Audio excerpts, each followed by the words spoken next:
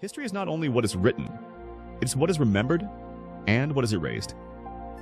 For generations, one story was told, while another was buried. The African American experience is not a footnote.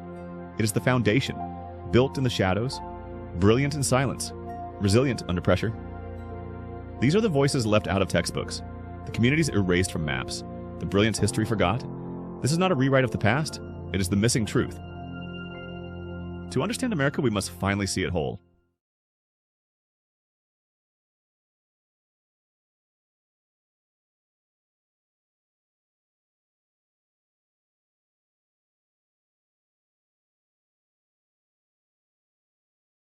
Between 1915 and 1970, more than 6 million African Americans made one of the largest migrations in American history, not across oceans, not between countries, but across their own land, from dirt roads to city streets, from cotton fields to factory floors, from fear to possibility. They left the Deep South for places like Chicago, Detroit, New York City, and Los Angeles. This journey became known as the Great Migration, a movement powered not by trains, but by courage. At the start of the 20th century, most black families in the South were trapped in a system designed to keep them poor. Sharecropping, debt, unfair contracts, false promises. They worked land they did not own. They bought supplies they could not afford. They owed money they could never repay. Jim Crow laws controlled every detail of life: where you sat, where you ate, where you learned, where you walked. Violence enforced obedience. Silence meant survival. For many families, the future looked no different from the past. Until word began to spread, there was work in the North.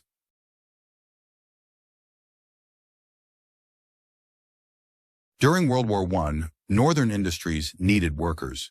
Steel mills, meatpacking plants, railroads, shipyards. Labor recruiters traveled south. So did newspapers. The Chicago Defender printed stories of success, higher wages, better housing, voting rights, education. Letters arrived home. Come north. I got work. My children go to school. You can breathe here. People began to leave quietly, often at night, without notice. So landowners could not stop them. They packed their lives into suitcases and stepped onto trains toward the unknown.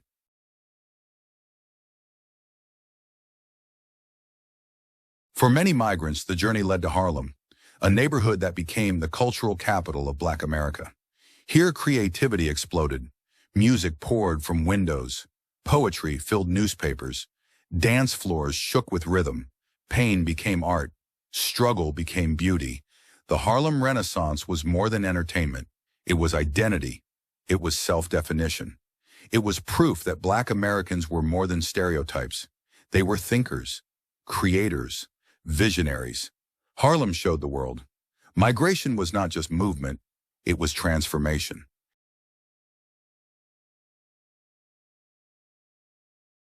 Then came 1929. The stock market collapsed. The economy fell. Jobs disappeared overnight. Black workers were often the first fired and the last rehired. Apartments became overcrowded. Families doubled up. Dreams were postponed, but communities adapted. Churches fed the hungry. Neighbors shared meals. Music lifted spirits.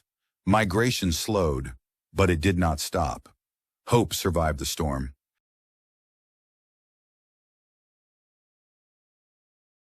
The Great Migration followed three main paths: the Eastern Route, to Washington, to Philadelphia, to New York; the Central Route, to St. Louis, to Chicago, to Detroit; the Western Route, to California, to Oakland, to Los Angeles.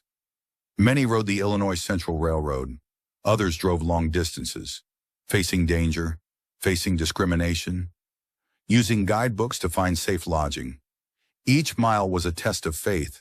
Each stop was uncertain, but they kept going.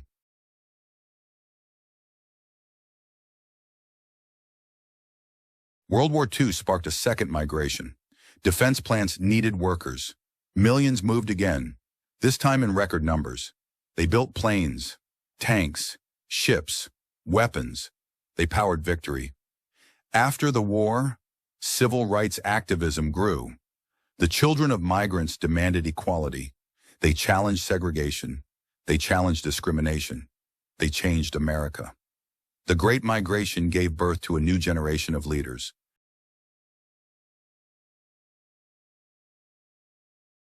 Today, their legacy lives on, in classrooms, in boardrooms, in studios, in city halls, and families across America. The Great Migration reshaped music, politics, language, culture, identity. It proved that freedom is not given, it is pursued. When doors closed, they built roads. When walls rose, they climbed. When hope whispered, they listened, and they moved.